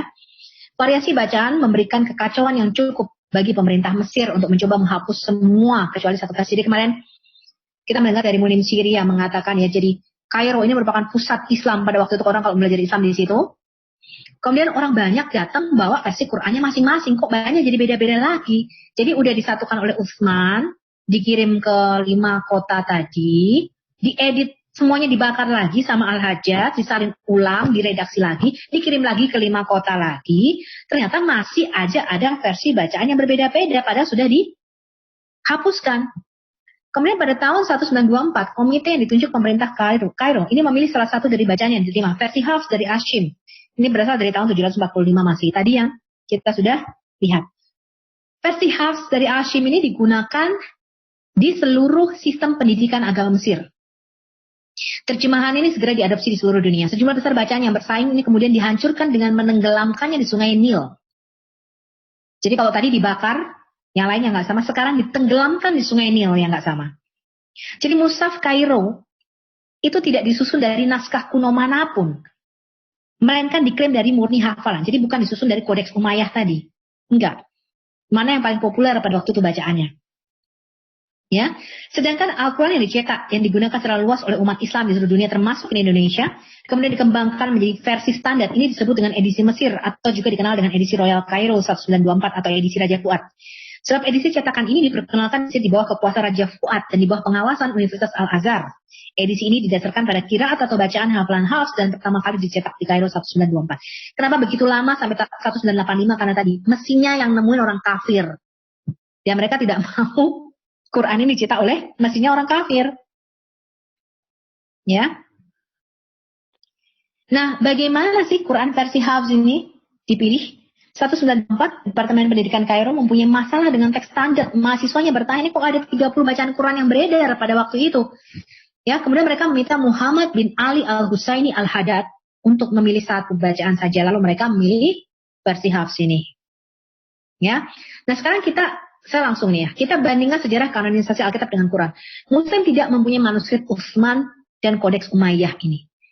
Ini ada di referensi Introduction to the Science of God oleh Abu Ahmad Yasir Kadi. Ya, halaman 199 dikatakan bahwa Quran yang digunakan sekarang ini 95% adalah hafalan Hafs. Kita lihat dulu nih. Ya, saya lewati dulu ini. Ya. Jadi ini adalah persentase Quran yang digunakan oleh Muslim secara general. Hafs dan Asim, Hafs dari Asim ini 95%, termasuk di Indonesia. Wars an-Nafi itu 3%, Kalun an-Nafi 0,7%, Ad-Duri 0,3%, Ibn Amir 1%. Ya. Nah, sekarang kita lihat nih. Hafs tadi siapa sih? Ya, ini kalau kita lihat ini muka 5 Al-Quran halaman A. Jadi kalau Alkitab kita, Pak Irben tahu Pak, kalau perjanjian lama didasarkan pada apa Pak? Teks apa? Perjanjian baru kita berdasarkan teks apa? Atau berdasarkan hafalan? Bukan. Maksudnya, kalau perjanjian baru kan itu berdasarkan kesaksian dari para rasul itu. Dituliskan dalam kitab, kemudian dikanonkan berdasarkan bahwa tulisan itu ditulis oleh murid Yesus, dan tulisan itu sudah digunakan gereja secara am, baru tulisan itu dituliskan dalam bahasa yang digunakan pada saat itu. Itu kanonnya kalau Alkitab kita. Iya. Jadi kodeksnya yang saya maksud musafnya ya. Jadi kalau perjanjian lama, yaitu mereka menggunakan Masoretic text yang disimpan di Leningrad. Ya, jadi kalau kita mau compare, apakah Alkitab perjanjian lama kita sekarang ini masih intact nggak? Ya, jadi mereka merekonstruksinya, ada yang diambil dari Septuaginta dan sebagainya, mereka merekonstruksi. Tapi teks dasar yang diambil untuk dasar Alkitab perjanjian lama kita adalah Masoretic text yang sekarang ada di Leningrad. Perjanjian baru kita menggunakan namanya Textus Receptus. Ya, bukan hafalan. Sekali lagi bukan hafalan, tapi kita lihat Quran. Ini adalah halaman A daripada Quran. Ya, dikatakan ini Quran ini diambil berdasarkan hafalan Hafs bin Sulaiman bin Al-Mughirah Al-Asadi Al-Kufi dari pembacaan Asim bin Abi An-Najud Al-Kufi At-Tabai dari pembacaan Abi Abir Rahman Abdillah bin Habib Al-Sulaimi pada otoritas Utsman bin Affan dan Ali bin Abu Thalib dan Said bin Thabit dan Ubay bin Ka'ab atas otoritas Nabi SAW yang mendengarnya dari Jibril yang mendengarnya dari Allah Ta'ala, Allah yang Maha Tinggi. Jadi ini Quran ini tidak berdasarkan seperti kita. Teks perjanjian lama kita berdasarkan Masoretic text yang disimpan di Leningrad. Jadi kalau kita mau cocokin masih ada nih teksnya. Teks perjanjian baru kita ambil dari Textus Receptus. Masih ada sekarang ini manuskripnya. Masih disimpan, masih ada sekarang. Tapi kalau ini tidak didasarkan manuskrip, jadi kita nggak bisa korek, nggak bisa cocokin. Tapi berdasarkan hafalan yang orangnya udah mati. Siapa Imam Hafs?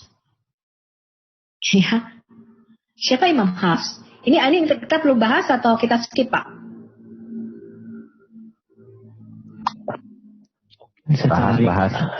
Bahas sekalian aja Bu.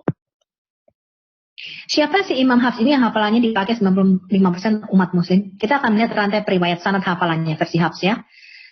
Mushaf riwayat ini ya diturunkan oleh Hafs bin Sulaiman bin Mughirah Al-Ashdi Al-Kufi dari bacaan atau kiraat Imam Asim, ini ayah tirinya, bin Abu Al-Nujud Al-Kufi dari bacaan Abdurrahman Abdullah bin Habib As-Sulami dari bacaan Rahman bin Affan dari bacaan Ali bin Abu Thalib daripada bacaan Said bin Thabit daripada bacaan Ubay bin Ka'ab daripada bacaan Muhammad daripada bacaan Jibril. Ini terdapat di halaman A riwayatul, namanya mufassal pakai saya nih, Sofiatul, jadi riwayatul Mushaf di dalam Quran. Siapakah Imam Hafs ini?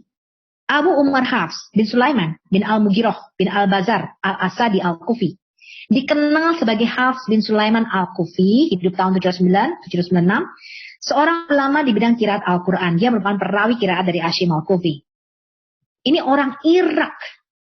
Padahal tadi dikatakan Utsman mengatakan apa kalau kamu menulis Quran dalam dialek mana? Quraisy. Ini orang Irak, pastilah berbeda, ya. Kita lanjut dulu nih. Hafs itu dituduh plagiat atau penipu merujuk pada buku Musnad Imam Ahmad bin Hambal. Volume 1, hadis nomor 1268, 1267. Muhammad berkata, siapa yang membaca Al-Quran dan belajar dengan hatinya, dia akan memberi syafaat untuk 10 keluarganya yang dihukum neraka. Komen di bawah hadis ini adalah dhaif jidan atau sangat lemah karena diriwayatkan oleh Hafs bin Abu Umar. Semua hadis yang berasal dari Hafs ditolak atau matruk. disebutkan statusnya sebagai perawi hadis cukup kontroversial di kalangan ulama ahli hadis. Ada yang mengatakan, sekalipun ketopan beliau dalam ilmu qiraat tidak dilakukan lagi, namun riwayat hadis yang tidak dapat diterima. Jadi, tidak satupun hadis-hadis dari Hafs ini diterima. Ya, Ali bin Al-Madini juga menganggap riwayat hadis Hafs berkualitas dhaif. Oleh karena itu, dia sengaja meninggalkan riwayatnya. Imam Al-Bukhari dan Imam Muslim mengatakan kalau riwayat hadis Hafs ini ditinggalkan oleh para ulama hadis. Sedangkan menurut Al-Nasa'i, Hafs bukan tergolong perawi hadis yang sikoh.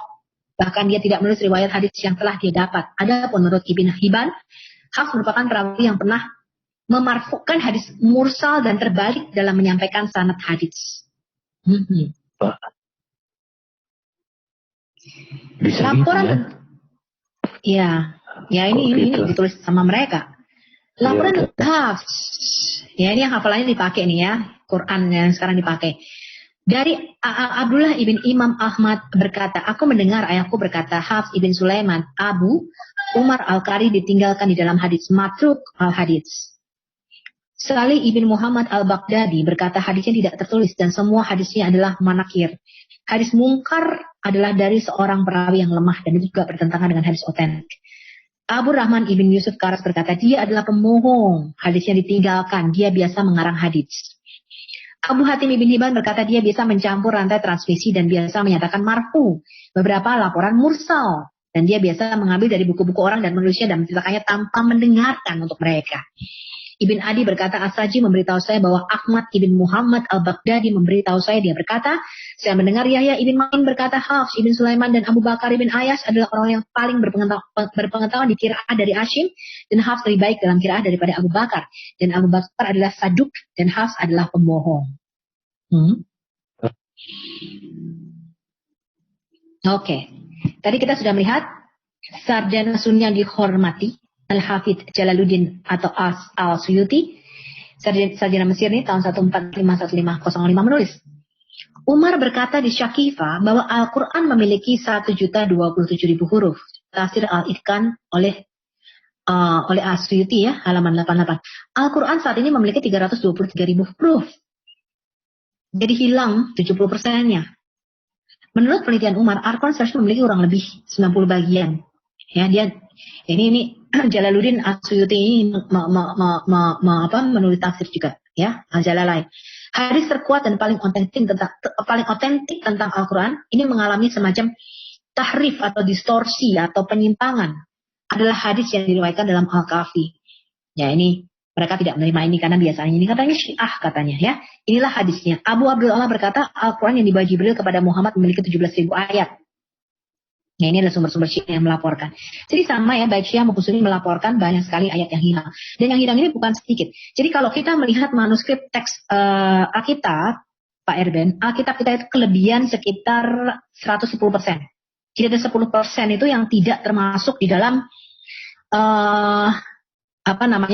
autografanya, naskah aslinya. Ya. Tetapi di dalam kasus Quran, kita kehilangan 70%. Wow. Ini kalau kita bicara teks per teks, kita compare. Nanti kita mau lihat Alkitab. Baru berarti Quran ini pun tidak bisa divalidasi ya, karena naskah-naskah sumbernya itu tidak ditemukan sampai hari ini ya. Iya, oke, ini saya lewati dulu. Tadi kita sudah baca. Tepatnya dimusnahkan. Ini saya tidak bahas. Ini Al-Fatihah. Ini saya juga nggak usah bahas ya. Kita nggak usah bahas dulu ya keakuratan Alkitab. Oke, mungkin ini sisinya untuk Alkitab nanti Bu kita buat. Ya, kita nggak akan bahas di sini. Saya akan kasih musaf nih yang mereka klaim. Ya, jadi kalau kita bicara manuskrip Alkitab itu banyak sekali. Jadi ketika kita merekonstruksi, nah ini kita langsung manuskrip Quran saja. Ada 24.600. Jadi manuskrip Alkitab itu yang intek nomor 1, yang paling bisa dipercaya dan paling banyak sekarang dari semua literatur tulisan kuno. Jualnya nomor 1 adalah Alkitab. Dan sekarang kita lihat nih, manuskrip Quran itu tidak lebih dari 10 jari tangan saya. Ada 6. Ya, mereka klaim. Ini adalah Dr. Tayar Atikulak. Ya kan? Kenapa kita tidak tahu kritik teks ini sudah dilakukan kira-kira tahun 1800-an. Jadi ketika orang mengkritik Alkitab, Apa benar sih Alkitab yang kita pegang sekarang ini benar-benar berasal daripada pada zamannya Yesus pada waktu itu mereka sudah melakukan kritik teks ini 200 tahun lebih dan ternyata Alkitab kita intact, ya terbukti, ya walaupun ada dua aliran manuskrip besar kalau boleh kita bicara nanti mengenai Alkitab. Tetapi kita nggak bisa tahu apa ini kenapa Pak? Karena Quran ini manuskripnya yang ada tersisa sekarang ini itu nggak boleh dijamah oleh orang non-Islam. Jadi kita nggak bisa compare. Sampai kira-kira tahun 2008, Dr. Tayar Atikulak ini benar-benar meneliti nih, apakah manuskrip Utsman itu ada, ya, yang disimpan di top copy misalnya di Turki. Ya, mereka menyelidiki Pak. Dr. Tayar Atikulak ini imam khotib guru akademisi ya. Beliau menjabat berbagai posisi penting di Turki. Tahun 7176, dia menjabat sebagai wakil presiden Direktorat Urusan Keagamaan Turki. Bukan main-main ya. Dan beliau sudah menghasilkan beberapa tulisan. Bukunya cukup mahal-mahal. Kalau Anda mau beli itu harganya jutaan. Kursnya pakai dolar. Itu hasil penelitiannya dia. Bersama dengan Profesor Dr. Ekmeluddin Mehmet Ihsanoglu. Dua orang ini yang meneliti mushaf Quran yang ada sekarang. Mushaf manuskrip Quran tertua. Apa hasilnya? Kira-kira apa hasilnya? Tidak ada satupun Quran versi Utsman yang lengkap. Jadi mereka tidak, tadi yang katanya dikirim, kita nih punya Quran versi Utsman yang dikirim ke 5 kota tadi, ternyata nggak ada. Karena udah dimusnahkan sama Gubernur Al-Hajjaj. Kan dengan Kodeks Umayyah. Sekarang kita lihat, kodeks ini ada nggak? Ternyata nggak kita temukan juga. Tidak ada yang tersisa dari Kodeks Umayyah. Ini yang mereka klaim sebagai manuskrip Quran. Kita lihat dulu nih, The Blue Quran manuskrip. Kita lihat tanggalnya, akhir abad ke-9, berarti bukan zaman Utsman. Udah jauh nih, ratusan tahun. Bahkan kira-kira abad ke-10. Bahasanya bukan bahasa Quraisy, Kufi. Ya, dan ini nggak lengkap. Hanya selembar Quran surah 30 ayat 28 dan 32. Ini contoh dari Blue Quran. Ini surah Al-Furqan 25 ya 5560. Anda bisa compare dengan Quran yang ada sekarang. Ini Quran surah Al-Baqarah ayat 197 sampai 201. Ya, ini folio dari Blue Quran surah 35 ayat 1 sampai 3. Jadi perotolan-perotolan ya. Kita juga punya seperti ini Pak. Ya, namanya papirus-papirus, ada yang P75, P76, P44 ya, yang kita bisa compare-compare. Tetapi kita masih punya dalam bentuk kodeks lengkapnya. Jadi kita merekonstruksi Alkitab kita dari situ. Ya, ini yang mereka sebut dengan The Blue Quran. Ini Quran surah 2 ayat 1 sampai 9. Iya, ini beberapa potongan-potongan dari yang mereka sebut dengan The Blue Quran. Mana aja nih disimpan di berbagai museum-museum yang berbeda-beda. Ya. Sekarang kita lihat samarkan. Ini juga kira-kira abad ke-8 ke-9. Hurufnya juga Kufi. Ini yang mereka bilang ini lengkap nih, mirip nih. Tapi kalau kita lihat ternyata mereka nggak bisa baca nih hurufnya. Ya. Hurufnya nggak bisa baca ini.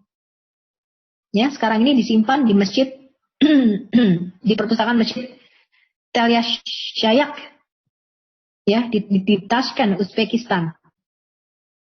Hanya sepertiga dari naskah itu yang bertahan. Quran samarkan ini nggak lengkap. Ya, dimulai di tengah ayat ke-7 dari surah kedua dan berakhir tiba-tiba di surah 43 ayat 10. Naskah ini memiliki 8-12 baris kehalaman tanpa vokalisasi. Ya, jadi abad ke-8 sampai abad ke-9. Ya, kita tidak menemukan nih yang tadi diklaim Kodeks Umayyah maupun Utsman. Dikatakan ya, samarkan manuskrip ini dalam bahasa Uzbekistan ditulis dalam bahasa Arab. Ini ditulis dalam bahasa Arab yang sangat buruk, kata Dr. Tayar Atikulak tadi dan Profesor Mehmet tadi. Ini memalukan katanya. Ya, manuskrip Husaini di Mesir ini juga memiliki banyak kesalahan. Ya, di Inggris Birmingham 790 Mail, Kodeks Mail tadi yang diklaim sama Syabir Ali. Memiliki banyak variasi dan tidak sama dengan Quran yang ada sekarang. Yang di Prancis, ini juga awal abad ke-8 penuh dengan variasi. Yang terakhir yang ditemukan adalah Quran Sana'ah, manuskrip Sana'ah di Yaman. Memiliki ribuan variasi, ini tambah parah lagi. Jadi ada teks di atas, ada teks di bawahnya. 70% Al-Quran itu dipinjam dari sumber-sumber asing. Dan peneliti dapat menilai kapan setiap bagian Al-Quran itu ditulis. Ya, mereka diterjemahkan dari sekte Kristen Suriah ke dalam bahasa Arab Nabatean. Ya, jadi nama-nama Nabi Yahudi sering disebutkan, tetapi nama Muhammad hanya disebutkan 4 kali. Yaitu karena Muhammad hanya menulis sebagian kecil dari Al-Quran. Sebagian besar dibuat kemudian. Dr. Tayar Atikulak tadi, ini orang muslim ya, menyimpulkan, bukan kita. Quran Utsmanid dibuat abad pertengahan. abad ke-8 hanya 43 surah, penuh kesalahan tata bahasa, tidak konsisten. Banyak kesalahan bahasa Arab ditulis oleh orang yang tidak berpengalaman. Dan manuskrip Samarkand ini sangat memalukan. Ini perkataan dia. Pengamatan Dr. Tayar Atikulak terhadap manuskrip Al-Quran, hampir semua kodeks yang sampai pada kita ini berasal dari paruh abad pertama, abad kedua Hijriah. Ya, abad ke-8 ke-9. Di dalam istilah rajam atau ortografinya, ya, mushaf di Tasken ini terkait dengan mushaf Kufah ini merupakan salah satu mushaf yang dikirim oleh Utsman bin Affan ke beberapa kota. Katanya, ya, klaim ini tidak bisa dibuktikan. Mushaf top copy dan Sana'ani berhubungan dengan mushaf Madinah. Ya, kemudian perpustakaan pusat manuskrip Islam di Kairo, mushaf mungkin terkait dengan Kufah mushaf, dan di London dan di Paris mushaf berhubungan dengan Damaskus mushaf. Mereka bisa disalin langsung dari mushaf Utsmanik atau salinan yang disalin darinya. Naskah-naskah ini ditulis di lokasi yang jauh dari wilayah geografis yang luas selama kurun waktu 1300 tahun. Semuanya ditranskripsikan oleh juru tulis yang berbeda. Tadi kan dikatakan disalin kemudian dikirim lima-limanya. Ternyata ini nggak sama nih kalau kita lihat tulisan tangannya beda. Dimensi, jumlah folio dan garis serta karakteristik kodikologis dari naskah-naskah ini tidak sama satu sama lain. Tapi dia mengatakan tidak ada perbedaan di antara mereka dalam surah, susunan ayat dalam surah dan urutannya. Namun demikian beberapa variasi rasa minor dan kesalahan penulisan telah diamati. Jadi nggak sama ya. Nah ini yang diklaim mereka lengkap, yaitu di top copy. Ini juga awal abad ke-8 di dalam huruf kopi, ya. Ada berapa kata Dr. Tayar Atikulak? Ada 2.270 perbedaan dengan Quran yang ada sekarang ini. Ya, ini top copy hampir lengkap, ya, kurang dua halaman. Tetapi Dr. Tayar Atikulak ini menyimpulkan manuskrip Al-Quran di top copy ini bukanlah mushaf Utsman bin Affan. Nah, ini yang diklaim kemarin, kita punya sekarang di Birmingham, kata para Malebe kemarin. Ya, kalau dilihat sih lebih tua ya, tahunnya 568, 645, ini menurut carbon dating.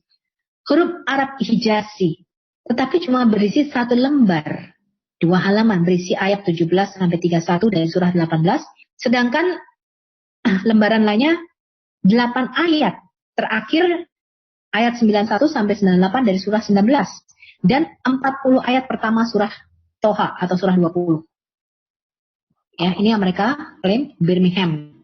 Kemudian yang disimpan di Paris ini, Codex Parisino Petropolitanus, ini awal abad 8 juga, Arab Hijazi. Cuma 70 folio juga nggak lengkap ya, hanya 45% dari Quran ditulis oleh 5 orang.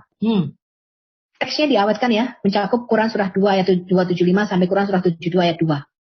Dengan celah di antaranya. Ya, jadi yang di Petropolitanus ini juga nggak lengkap. Sekarang Tübingen Fragment. Ini juga awal abad ke-8, huruf Arab Hijazi juga. Tidak lengkap juga. Ya. Sanaa manuskrip. Huruf Arab Hijazi juga. Bahkan ada yang mengatakan ini malah sebelum zaman Muhammad ini.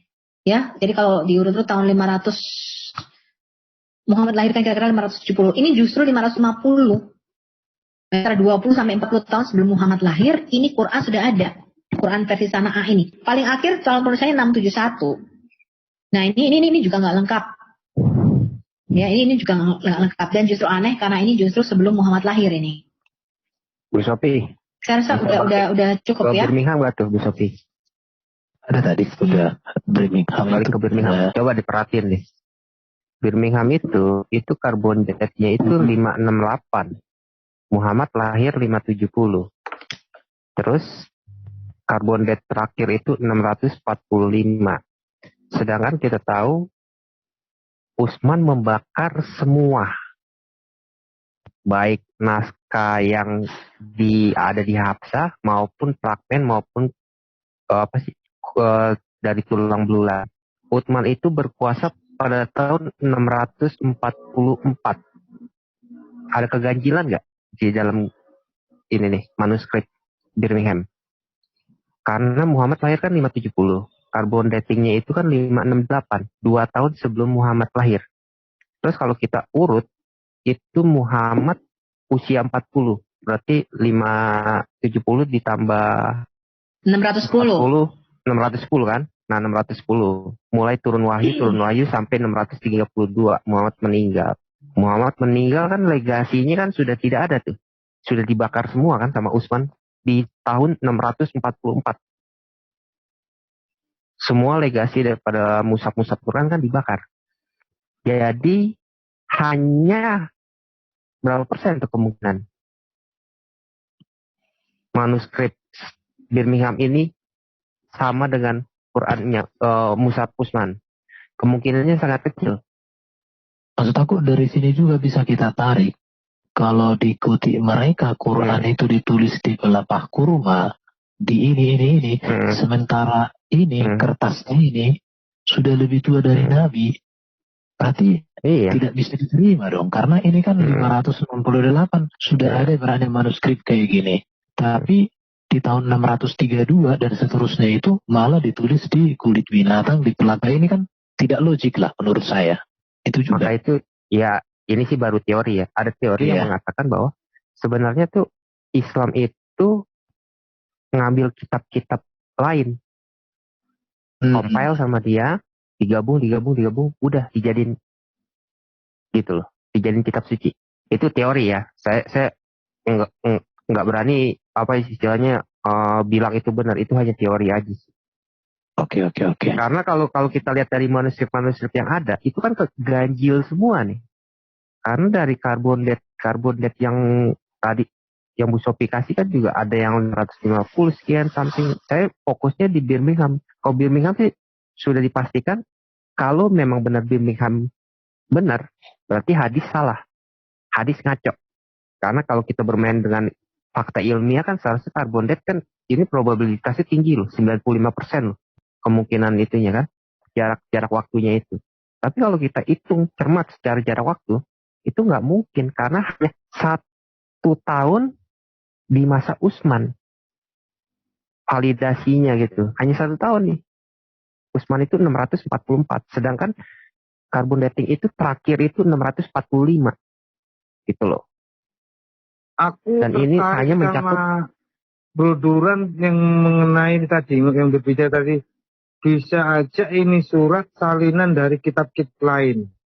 Itu teori Bisa bro, aja, iya teori. Tadi iya, ada teori yang perlu bisa itu bisa kita jabarkan, kita cari itu bisa. Yang penting ayat ini diterjemahkannya seperti apa. Iya. Jadi Karena kita bisa compare kitab Hindu. Iya. Karena pada zamannya para umat Islam ini kan Hindu sama Kristen. Optik. Itu masih kita telusurin lagi sih. Iya. Kita masih telusurin lagi. Karena ada satu lagi kejanggalan. Habs ini Muslim sendiri yang bilang, orang Islam sendiri yang bilang, itu dia tidak dapat dipercaya di dalam hadis. Tetapi kenapa dia bisa dipercaya di dalam hafalan Quran? Tanda tanya kan? Iya. Di dalam hadis, ini orang nggak bisa dipercaya nih. Semua baik. Kan Bu Sophie tadi udah ngasih tahu tuh, Muslim, Bukhari, semua bilang ini orang nggak bisa dipercaya. Bahkan saya ada fatwanya sebentar deh. Ini benar-benar janggal. Jadi mereka menggantungkan keselamatan mereka kepada orang yang tidak dapat dipercaya dan bahkan dikutuk oleh Muhammad. Dikutuk oleh Muhammad kalau istilahnya berdusta kan. Bisa tolong di-share gak? Ini saya ambil dari islamweb.net. Ini Habs ini benar-benar nggak bisa dipercaya. Walaupun di artikel fatwa ini dibilang Habs itu bukan pembohong, tapi dia hanya tidak dapat dipercaya. Lah, apa bedanya antara pembohong dan tidak dapat dipercaya? Kan lucu. Jadi orang yang dikutuk oleh Muhammad, tetapi hafalannya justru digunakan. Paham nggak maksud saya? Iya dong. Loh, udah jelas-jelas ini orang dikutuk sama Muhammad tuh. Dikutuk sama nabinya sendiri. Tapi malah hafalan ini orang dipakai gitu loh. Buat mencari keselamatan. Kan lucu jadinya. Berarti tidak konsisten ya. Tidak konsisten. Iya. Muhammad bilang, siapa yang berdusta atasku, maka neraka adalah tempatnya. Hadisnya ada kok. Banyak itu hadis yang bicara tentang seperti itu. Tetapi hafalan Qur'annya malah dipakai oleh Muslim. Tanda tanya besar ini. Kalau menurut saya sih tanda tanya ya. Cuma kalau menurut mereka saya nggak tahu deh. Mungkin ada pertimbangan lain. Kalau saya sih agak aneh aja gitu. Orang yang udah bener-bener jelas-jelas dikutuk sama Nabi sendiri, sama Nabi mereka sendiri, tapi dipercaya hafalannya. Berarti sampah yang jadi intan itu. Iya. Ya itu sih memang terserah mereka lah. Ya kan. Imam-imam mereka yang terdahulu bilang Habs ini antrepoti, tidak bisa dipercaya. Tidak dapat dipercaya. Dipercaya di dalam hadis ya. Ya di dalam hadis aja bohong. Gitu loh. Masa hafalan Quran lu mau percaya juga. Ya itu sih. Ya kita balikin ke mereka lah. Saya udah nggak bisa ngapa-ngapain. Udah nggak usah dibaca. Kasih lihat aja fatwa nomor berapa. Kan ada tuh di atas fatwa nomor berapa. Suruh mereka cari aja lah. Suruh mereka belajar pinter lah. Gitu loh. Jangan kita terus yang ngasih tahu. Dan kita terus yang ngajarin. Wah nomor 314071 islamweb.net. Kalau nggak percaya ketik apa sih islamweb.net. Nah nanti keluar dah tuh muslim.org.id. Di situ dikasih tahu Islamweb ini adalah situs yang dapat dipercaya untuk rujukan fatwa, hadis dan lain sebagainya. Ya intinya tadi kita sudah menunjukkan ya bahwa Muslim itu jika mereka membuat klaim harus bisa membuktikan, ya. Kalau enggak jangan buat klaim lah, gitu. Karena ketika kita menyebarkan agama dengan kebohongan itu nggak bisa, gitu ya. Kita harus jujur. Karena sekarang ini udah bukan zaman lagi kuda gigit besi, gitu loh. Ini udah zaman era internet di mana kita bisa mengecek ya apakah klaim-klaim yang kalian buat itu benar. Ya, kita nggak pernah buat klaim ini, makanya kita bisa langsung nih mengecek mana sih manuskrip aslinya. Ya sekarang udah dibuat website khusus ya. Anda bisa melihat tuh Codex Vaticanus, Codex Sinaiticus, ya papirusnya di-upload. Anda bisa baca sendiri, cuman tinggal Anda bisa nggak bahasa Ibrani sama bahasa Yunani gitu ya. Kalau nggak bisa Anda lihat aja tuh hurufnya sama nggak gitu. Ya. Tetapi ini adalah era keterbukaan gitu. Kita sebagai orang Kristen juga harus cerdas.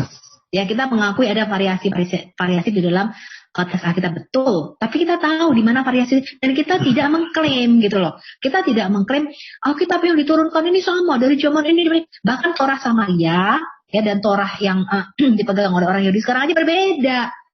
Tetapi tidak ada perbedaan makna karena bagi orang Kristen itu bukan kata perkataannya yang penting, tapi kamu ngerti nggak maknanya. Bukan titik komanya harus sama persis katanya. Kamu Sarimin pergi ke pasar.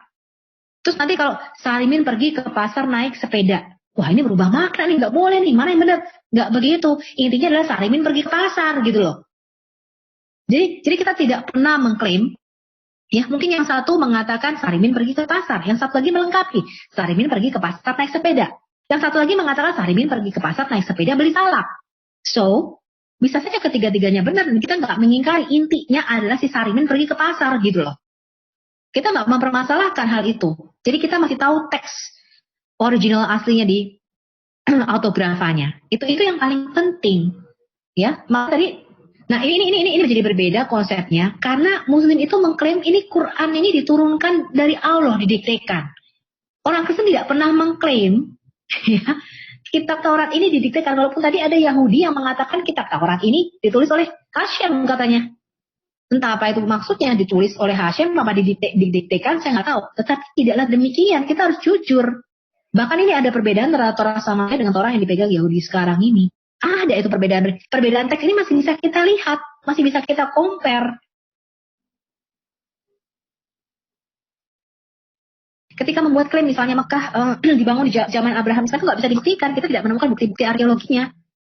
Tapi kalau Alkitab mengklaim, ya ada yang namanya Raja Daud dan sebagainya, ada kota yang namanya Sodom dan Gomora, itu ditemukan nama kotanya. Yerusalem ditemukan di inskripsi yang lebih kuno daripada kitab Taurat. Yerusalem ditemukan nama kota Yerusalem ini. Nah, jadi kita jangan mengklaim hal-hal yang tidak sesuai dengan sejarah. Tapi kan sekali lagi, Quran bukanlah kitab sejarah. Gitu loh. Terakhir buka nih surah 43 ayat 3 sampai 4. Kenapa mereka percaya itu Quran itu benar-benar ditulis oleh Alo SWT. Jadi mereka tuh percaya kalau Quran itu ditulis oleh Alo SWT terus ditaruh di Lauhul Mahfuz. itu atau boleh dibilang umul kitab, ibu kitab. Nah kan tanda tanya besar lagi ini. Katanya kalau SWT itu tidak beranak dan tidak memperanakan. Tetapi kenapa di sisi dia itu ada yang disebut dengan ibu kitab? Atau boleh dibilang induk kitab. Tanya kan? Berarti ada dua yang kekal di situ. Satunya Allah, satunya umul kitab. Iya. Dan Allah dan umul kitab ini menghasilkan Quran. Baru tadi kan apa itu? Coba bacain dah. Arumi, Itu ada- bacain Arumi. Yang itu tadi kan kitabnya itu kan turun sampai langit pertama toh. Tapi dulu pernah Nabi naik lagi ke Oke, situ. Kok nggak dibawa sekalian? Ya. Coba baca dulu Arumi. Surah Az-Zukhruf ayat 3-4. Kami menjadikan Al-Quran dalam bahasa Arab agar kamu mengerti. Dan sesungguhnya Al-Quran itu dalam umul kitab atau dalam kurung Lauf Mahfuz. Di sisi kami benar-benar dalam kurung bernilai tinggi dan penuh hikmah. Nah inilah yang didoktrin. Bahwa Al-Quran itu benar-benar ditulis sama kalau SWT. Setelah ditulis itu ditaruh di sisi kalau SWT. Yang bernama umul. Umul itu induk atau umi. Ada ibu, ada kitab. Tapi nggak ada anak. Tanda tanya. The mother of the book. Kalau kita kan firman itu bersama-sama dengan Allah. Firman itu ada di dalam Allah. Firman itu menjadi manusia. Nah kalau Oke, mereka sebenarnya sebenarnya aku masih ada beberapa slide lagi mengenai variasi teks dalam Quran sekarang ini, tapi mungkin udah terlalu lama kali ya janganlah. Udah jam Soalnya 12 lewat ini. iya, kasihan juga tenggorokan Bu Sophie. Iya. Kalau Bu Sophie itu sebenarnya suaranya kayak cincau, lembut, adem, gitu. Apa Enak. cincau? Lembut, adem, Kata kayak manis, cendol. gitu.